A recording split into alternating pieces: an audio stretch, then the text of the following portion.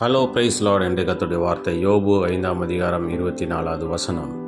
உம்முடைய கூடாரம் சமாதானத்தோடு இருக்க காண்பீர், உம்முடைய வாசஸ்தலத்தை விசாரிக்கும் போது குறைவை காண மாட்டீர்.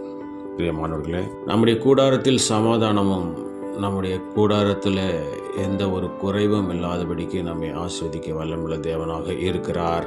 சகலவித ஆசீர்வாதத்தினாலும் சகலவிதமான எல்லா தேவைகளையும் ஆண்டவர் பூர்த்தி செய்கிறவராக சம்பூர்ணமாய் கொடுக்க வல்லமுள்ள தேவனாக இருக்கிறார்.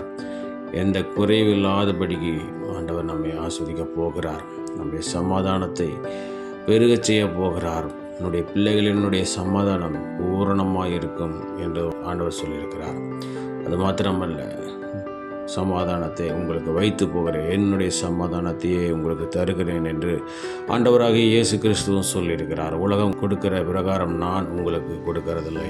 என்னுடைய சமாதானம், நான் எப்படி நிறைவான சந்தோஷத்தை சமாதானத்தை உடையவராய் இருக்கிறேனோ அதே போல நீங்களும் பூரண சமாதானம் உடையவர்களாக, அநேகரை சமாதானப்படுத்துகிறவர்களாக, சந்தோஷமடைய செய்கிறவர்களாக உங்களை மாற்றுவேன் என்று ஆண்டவர் சொல்லியிருக்கிறார். நாம் விசுவாசிப்போம். நம்முடைய குடும்பத்தை சமாதானத்தினாலும் சம்பூர்ணத்தினாலும் குறைவில்லாத வீடாக மாற்றப் போகிறார்.